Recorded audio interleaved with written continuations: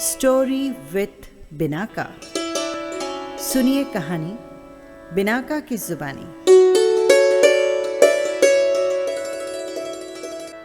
16 महासतियों की श्रृंखला में आज सुनिए महासती सुंदरी की कहानी।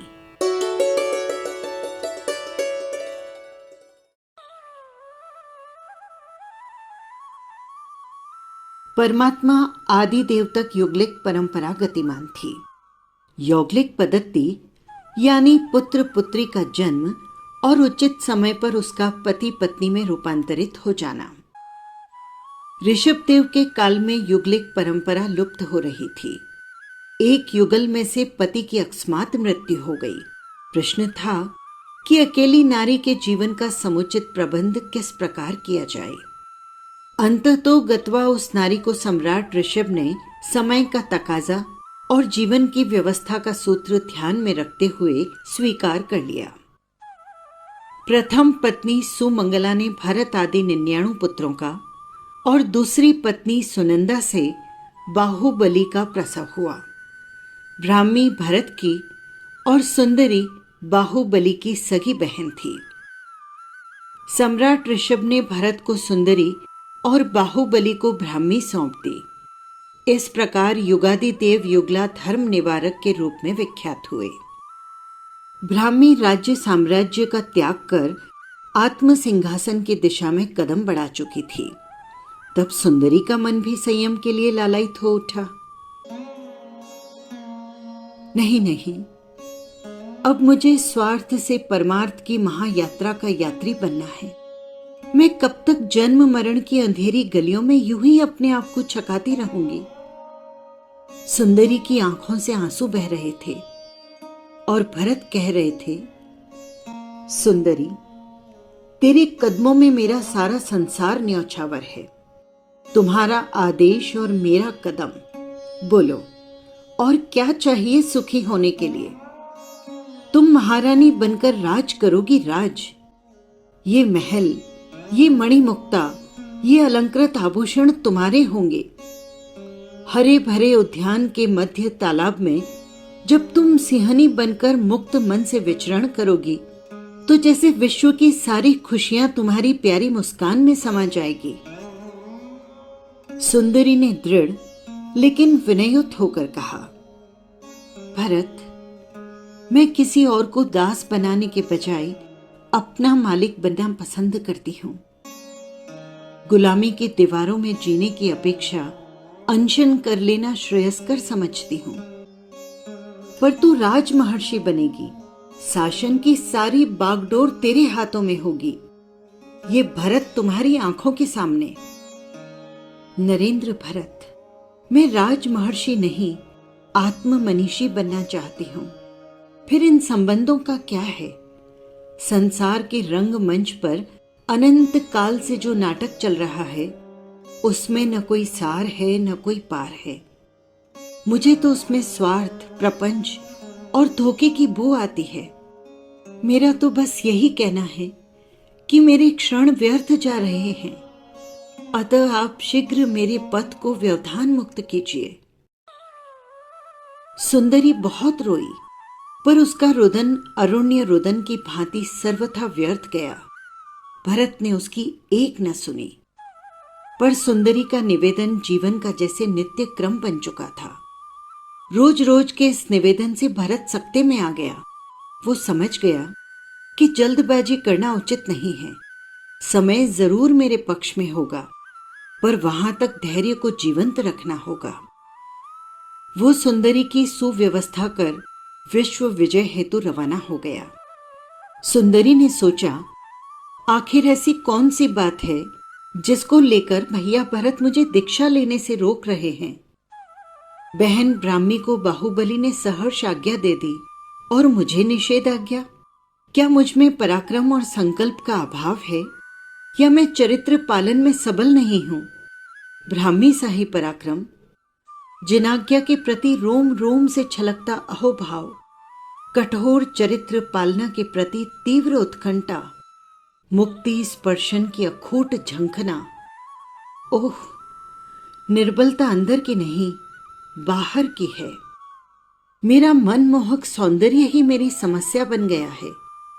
मेरे लावण्य के मोह में अटक कर भरत मुझे संयम की आज्ञा नहीं दे रहे हैं। रास्ता साफ था और लक्ष्य स्पष्ट। सुंदरी ने तुरंत एक भीष्म प्रतिज्ञा की, मैं इस नश्वर रूप राशि को शाश्वत तप की अग्नि में भस्मीभूत कर दूंगी। और वो आंबिल की मांगलिक तपस्या में अपने आप को तपाने लगी। उधर भरत सम्राट दिग्विजय कर 60,000 वर्षों के बाद लौटे। तब तक भी सुंदरी के तप का दीप और वैराग की शिखा जरा भी मंद नहीं हुई थी। सुंदरी को देखने की ललक से वे तुरंत अंतःपुर में जा पहुंचे।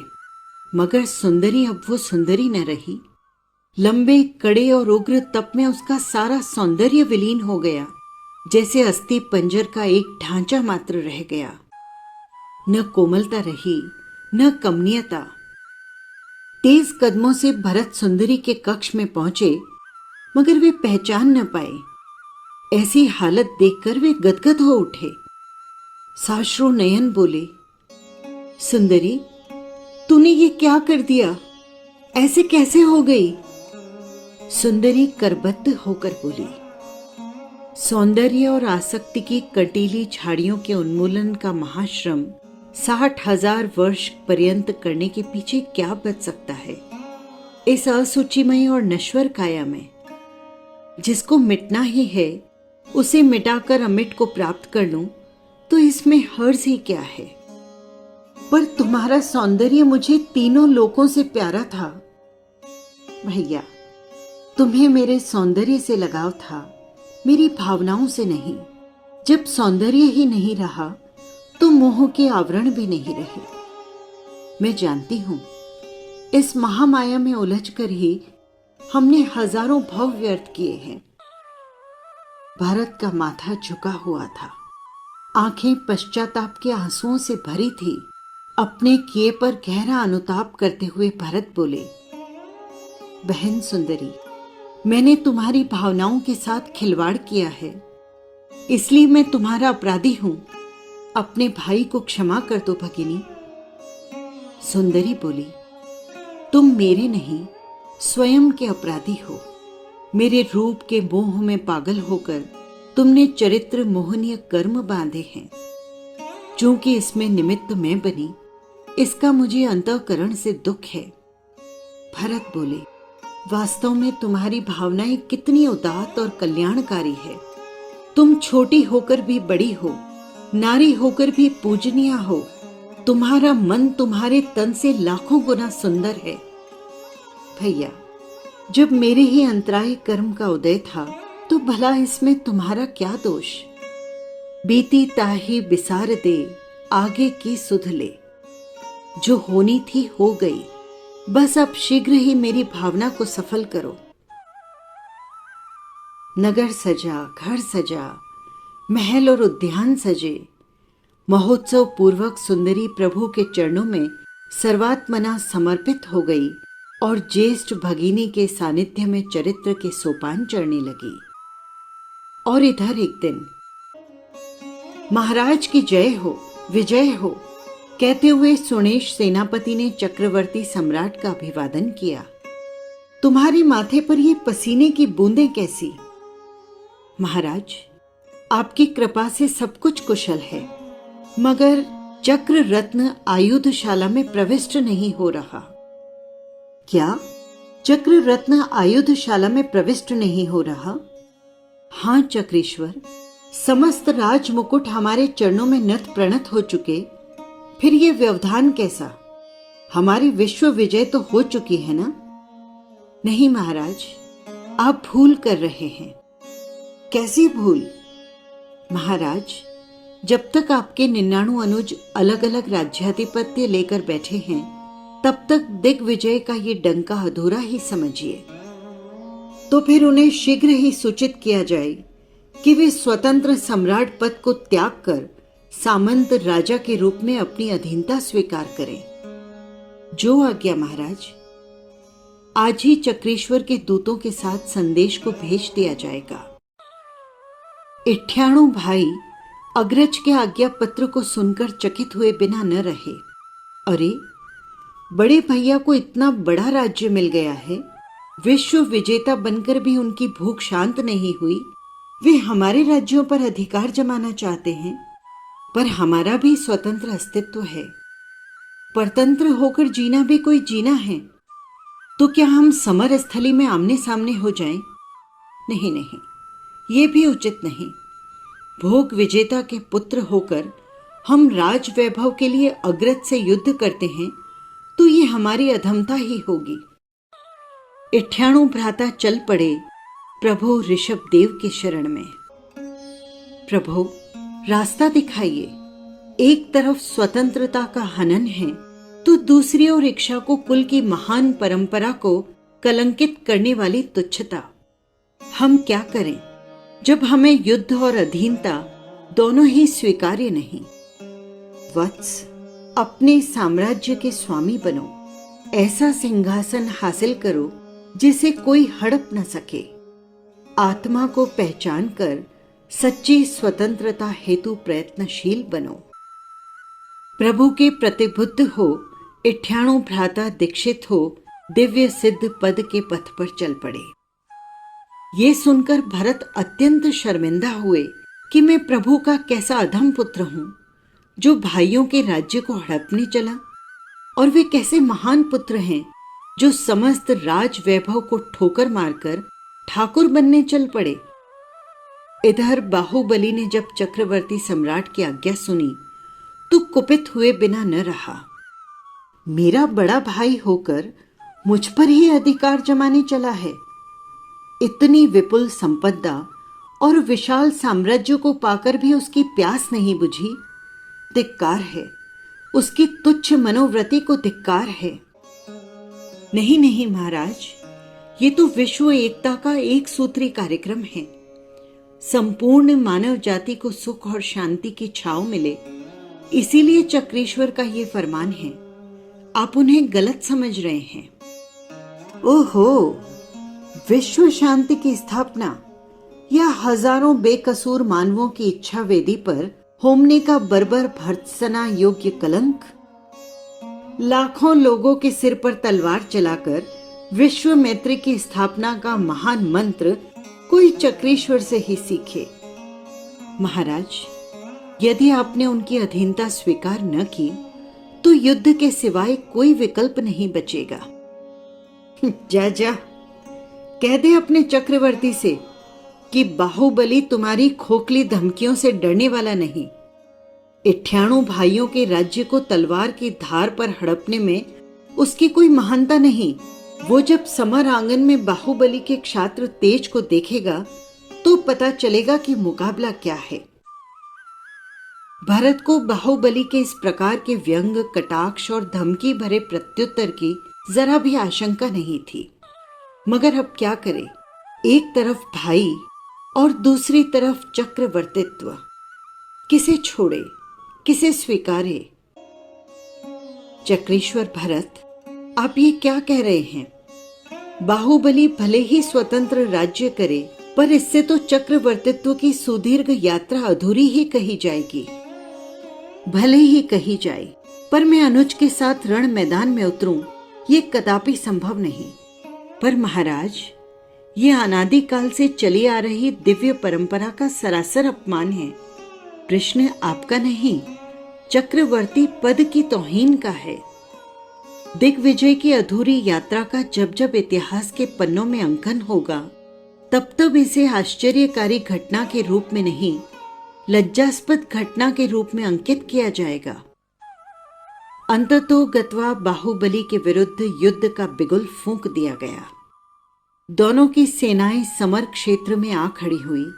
अश्व हिनहिना उठे, हाथी चिंगारने लगे, रथ के पहियों में जैसे विद्युत तरंगें छनकृत हो उठी। हजारों हजारों का हय गए रथ दल, एक तरफ अग्रज, दूसरी तरफ अनुज, दोनों महाप्रभु ऋषभ की संतान। लाखों की संख्या में प्रेक्षक, आंखों में भय, मन में आशंका और हृदय में उत्कंठा। नभ मंडल में उतर रहे थे सहस्त्र देव विमान। भरत और बाहुबली दोनों ही चिंतन में थे। रणभेरी बजी नहीं कि संग्राम छिड़ा नहीं। हजारों लाखों निर्दोष प्राणियों का भूमि को रक्तदान। जब दो भाइयों की इच्छा से संघर्ष की चिंगारी फूटी है तो युद्ध भी उन दो में ही हो। भला क्यों हजारों माताओं को पुत्र विहीन, बहनों को भ्राता विहीन और पत्नियों को पति विहीन किया जाए।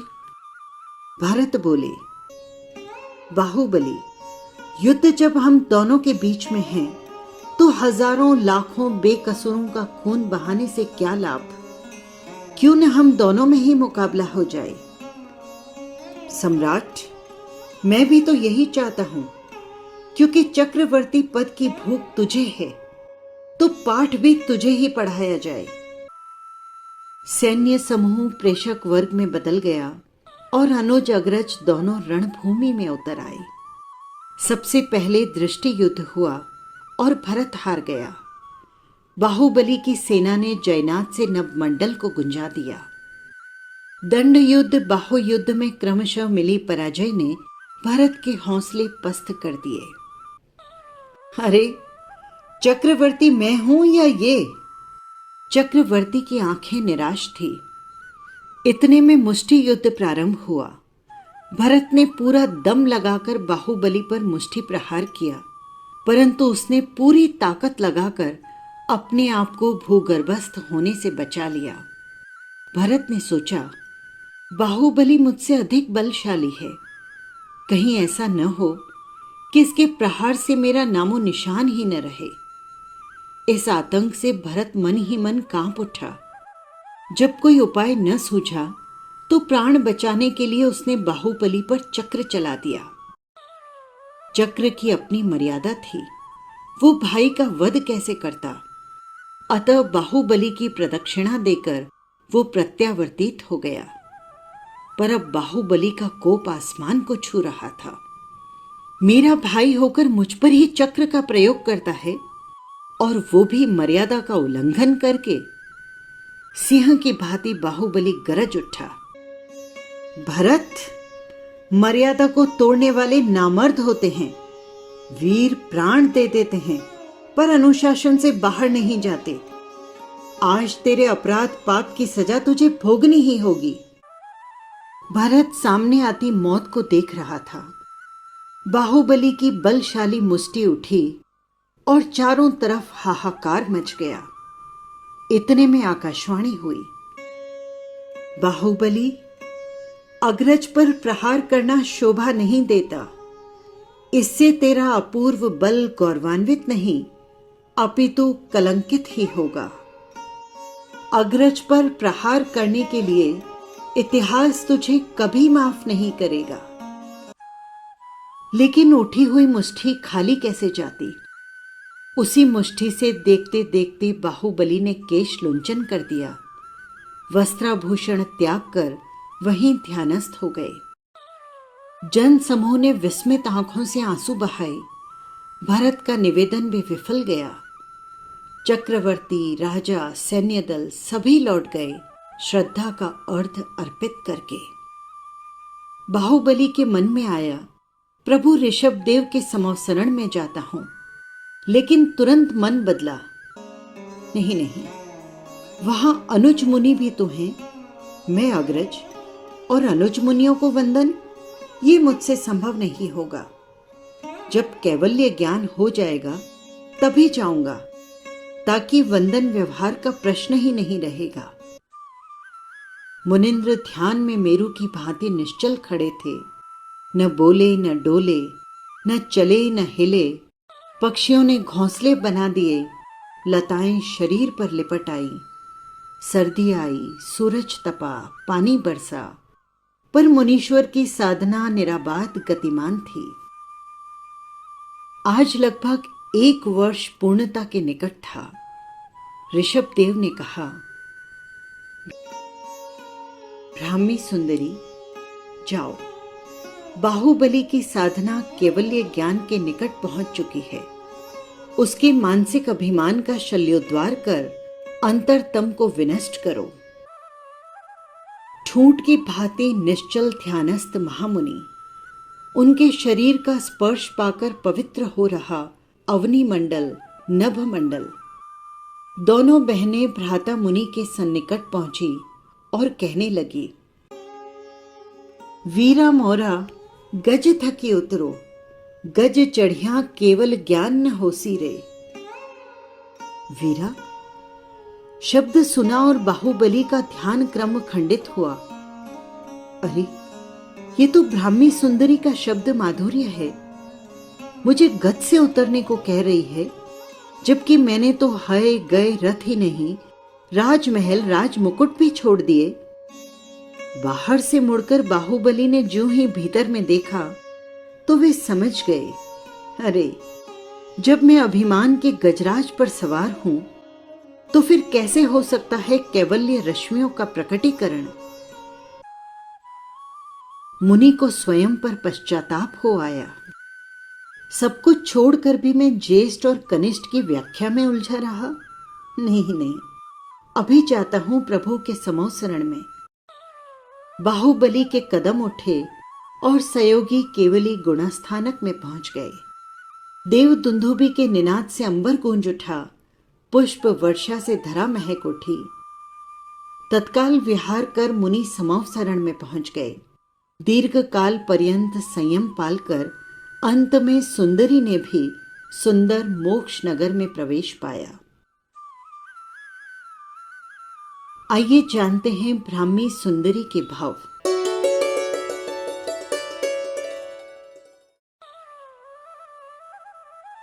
देहातीत साधना का अखंड धाम महाविदय क्षेत्र, ख्याति प्राप्त शांतिपुंज, क्षित प्रतिष्ठित नगर। इसी नगर में रहते हैं राजपुत्र महीधर, मंत्री पुत्र सुबुद्धि, वैद्य पुत्र जीवानंद, श्रेष्ठी पुत्र पूर्णभद्र, शीलपुंज और केशव कुमार।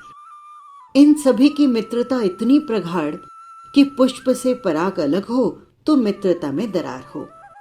खाना पीना एक साथ, रहना बैठना एक साथ, एक के सुख में सब सुखी, एक के दुख में सब दुखी, जैसे एक ही मन की 6 आकृतियां हो। एक बार क्रीड़ा उत्सव के लक्ष्य से वे उपवन में जा पहुंचे और देखा एक मुनिराज। उनके मुख पर चमकती विराग की कांति और देह पर भिन भिनाती हजारों मक्खियां। वैराग्य मूर्ति महामुनि के शरीर से अविरल बह रही मवाद की धारा को देखकर 6 अवाक रह गए। यद्यपि उनके शरीर को छूकर आ रही पवन में इतनी दुर्गंध थी कि सहन न हो सके, पर पूर्व जन्म के पुण्योदय से सभी मित्रों के मन में जैसे व्यावच्य और सेवा का झरना फूट पड़ा। एक मित्र बोला, अरे, इनके शरीर की चमड़ी गल चुकी है, ये तो कुष्ठ रोगी प्रतीत होते हैं। दूसरे ने कहा, देख नहीं रहे, शरीर में जगह जगह घाव हो चुके हैं और उनमें कीड़े कुल बुला रहे हैं, फिर भी मुनीश्वर समता की प्रतिमा बनकर सहन कर रहे हैं। धन्य है इनका संभाव। परम देहातीत भावों से ओतप्रोत होकर ये अपना जीवन सफल कर रहे हैं। एक मित्र बोला, वेदपुत्र, तुम्हारे पिताजी तो एक सफल सर्वश्रेष्ठ वैदराज हैं, उनसे भी बढ़कर तुम्हारी चिकित्सा कला है। यदि मुनीश्वर की चिकित्सा तुम्हारे द्वारा हो जाए तो हमारी जीवन यात्रा सफल और सुखद बन जाए। राजपुत्र बोला, वैद्य तनय, हमसे यदि किसी भी प्रकार के सहयोग की अपेक्षा हो तो हम सानंद तत्पर हैं। स्वयं जीवानंद वैद्य की आंखें भी प्रसन्नता से मिश्रित अनुमोदना से भर आई। अहो, आज मेरा जीवन, मेरी कला, मेरी विद्या गौरवान्वित होगी। मुनिंद्र की चिकित्सा के बहाने मेरे अंतर्मन की भी शल्य चिकित्सा हो जाएगी। रोग मुक्ति के उपायों पर चिंतन करने के बाद जीवानंद बोले, मित्रों, मुनिवर की चिकित्सा हेतु 3 चीजों की जरूरत है और वे भी दुष्प्राप्य हैं। कौन सी 3 वस्तुएं? पहली रत्न कंबल, दूसरी गौशीर्ष चंदन और तीसरा लक्षपाक तेल। इन 3 अलभ्य वस्तुओं से ही रोग निदान संभव है। और ये सर्वाधिक जरूरी है कि इन वस्तुओं का मुनि सेवार्थ क्रय न किया जाए। हम श्रावक हैं और हमारा कर्तव्य बनता है कि मुनि को निर्दोष चिकित्सा उपलब्ध हो। लक्षपाक तेल मेरे पास उपलब्ध है, लेकिन 2 शेष वस्तुओं की खोज करनी होगी। उसके लिए हम तैयार हैं, 5 मित्र बोले। लेकिन ऐसी कीमती वस्तुएं सेवार्थ देने के लिए भला कौन तैयार होगा, और कृत सामग्री का साधु के लिए उपयोग किया नहीं जा सकता। 5 मित्र झंझलाहट से भरकर बोले, अरे तुम कैसी बातें कर रहे हो? माना कि गौशीर्ष चंदन और रत्न कंबल ये दोनों दुर्लभ्य और अलभ्य नहीं। ऐसे अनुपम अवसर पर हमें निराश नहीं होना चाहिए। खोजने से तो भगवान भी मिल जाता है, फिर ये तो पदार्थ हैं। मुनिश्री का पुण्य उनके साथ है, अतः हमें अवश्य ही ये पदार्थ प्राप्त होंगे, ऐसा हमारा मन कहता है।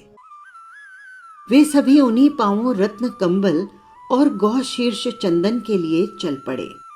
गली गली की हर दुकान पहुंचे, पर उन्हें निराशा ही हाथ लगी। पर हिम्मत और हौसला न हारते हुए उन्होंने अपनी खोज को जारी रखा। आखिर उनकी मेहनत रंग लाई। एक दुकान पर काम्य वस्तुएं प्राप्त हो गई, मगर मुनीश्वर को कृत दोष न लगे इस बात का भी ध्यान रखना था। अन्यथा खरीदने के लिए उनके पास धन की कोई कमी नहीं थी। मुसीबत तो ये थी कि विक्रेता बिना मूल्य को देने को तैयार नहीं हुआ। श्रद्धा और संकल्प भाव से 5 मित्र अपना धर्म बजाते रहे। अरे भैया, तुम्हारी वस्तु मुनि सेवा में काम आए, तेरा इससे ज्यादा पुण्य और क्या हो सकता है? सेवा और गहन धर्म योगियों को भी नहीं मिलता। इस अवसर को चूक मत, ये मौका पुनः मिले जरूरी नहीं। दाता का हृदय श्रद्धा से छलक उठा। आहा, मेरा पुण्य वास्तव में निराला है। सहर्ष ये वस्तुएं मैं तुम्हें देने को तैयार हूं। अब भी एक प्रश्न शेष था, क्योंकि भिक्षाचार्य और उनके व्यवच ये दोनों कार्य किसी मुनि के माध्यम से ही हो सकते थे। वे तुरंत समीपस्थ आश्रम में पहुंचे। वहां मुनि विराजमान थे। उन्हें वस्तु स्थिति निवेदित की। व्यवच का अलौकिक लाभ मुनिश्री जानते थे। वे तत्काल चल पड़े। सबसे पहले उन्होंने उस दुकान पर बहुमूल्य पदार्थों की याचना की। उस वणिक ने अत्यंत श्रद्धा भाव से वस्तुएं प्रदान की। वहां से वे रुग्ण मुनि के पास पहुंचे और सेवा शुरू की। सर्वप्रथम रुग्ण मुनि के शरीर पर लक्षपाक तेल लगाया और रत्न कंबल ओढ़ा दिया। चिकित्सा का चमत्कार तो होना ही था। चर्म में जितने कुष्ठ रोग के कीटाणु थे, तेल की उष्णता से वे बाहर आकर कंबल से चिपक गए। उन सबको एक तरफ निर्वध्य भूमि पर ले जाकर अलग कर दिया। तेल की गर्मी को दूर करने के लिए गौशीर्ष चंदन का लेप कर दिया। इस प्रक्रिया से पहले ही दिन आधी व्याधि समाप्त हो गई। दूसरे दिन भी यही प्रक्रिया अपनाई गई, जिससे मांसगत कीटाणु बाहर आ गए। तीसरे दिन की चिकित्सा से अस्थिगत जीवाणु विदा हो गए और इस प्रकार तीसरे दिन मुनि की काया परिपूर्ण स्वस्थ हो गई। मुनिवर ने 6 मित्रों को धर्म का उपदेश दिया। उनकी सौम्य मुद्रा, सहज सुंदर दर्शन, उत्तम समता की साधना, 6 मित्र प्रभावित हुए बिना न रहे। अब तो वे इतने प्रभावित हो गए कि प्रतिदिन उनके आभावलय में पहुंचकर जीवन दर्शन को लाभान्वित करने लगे। श्रद्धा और प्रेम ने उन्हें बहुत करीब लाकर खड़ा कर दिया। विविध प्रसंगों पर प्रतिदिन चल रही चर्चा एक दिन मुनि के अतीत पर आकर रुक गई। वत्स, मैं पृथ्वी तिलकपुर के अधिपति पृथ्वीपाल राजा का पुत्र हूं। मेरा नाम गुणाकर है। गुरुमुख से मैंने जाना कि ये शरीर क्षणभंगुर है। सारे सुख पानी के बुलबुले के समान अस्थिर हैं। वैराग्य जागा, भावनाएं प्रबल बनी और दीक्षा लेकर तपोमय जीवन जीने लगा। पूर्व कर्मोदय विषाद, नीरस और रुक्ष आहार लेने से मुझे कुष्ठ रोग हो गया। उपचार किए पर रोगोपशमन नहीं हुआ। आखिर गुरुवाज्ञा लेकर संलेखना व्रत धारा और समाधि पूर्वक शरीर त्याग के लक्ष्य से यहाँ पर आत्मस्थ हो गया। शनै शनै अशाता वेदनीय कर्म का प्रभाव कम हुआ, तुम्हारा संयोग मिला और आज मैं परम शाता में हूं। देखो, ये संसार जन्म मरण की पीड़ाओं से भरा है, न रहने योग्य है न भोगने योग्य है ये कर्मों से भरी दुनिया। जितना जल्दी हो इसे त्याग कर जन से जिनपति बन जाओ। तुम मेरे बाह्य रोग में मुक्ति में निमित्त बने, मैं आंतरिक रोग मुक्ति हेतु सहायक बनना चाहता हूं। देशना क्या थी जैसे अमृत का दिव्य झरना। उस अमी वर्षा में चरित्र मोहनीय के पाप धुल गए और आत्मा चरित्र के श्रृंगार से सज गई। संयम का निर्तिचार परिपालन करते हुए 6 मित्र द्वादशम देवलोक में देव बने। वहां से च्योकर महाविदय क्षेत्र की पुष्कलावती विजय में उत्पन्न हुए। पूर्व भाव की प्रीति के कारण 5 मित्र राजा वज्रसेन के घर उत्पन्न हुए। उनका नाम रखा गया वज्रनाभ, बाहु, सुबाहु, पीठ और महापीठ। केशव ने अन्य राजा के घर में जन्म लेकर सुयश नाम पाया।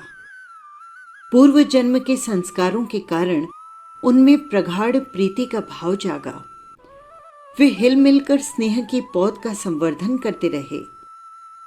इधर ढलते जीवन के संध्या काल में महाराज वज्रसेन की आत्मा में वैराग्य के बीज अंकुरित हुए। राजपाट त्यागा, संसार से मुख मोड़ा और घोर कठोर संयम साधना से विपुल कर्म निर्जरा करने लगे। चारों घाती कर्मों का सर्वथा क्षय कर तीर्थंकरत्व को उपलब्ध हुए। भूतल को पवन पावन करते हुए तीर्थंकर वज्रसेन स्वामी पुंडरिक गिणी नगरी पहुंचे। देशना सुनने के लिए 6 मित्र समव शरण में पहुंचे। पहली देशना ही उनके जागरण की उद्घोषणा बन गई।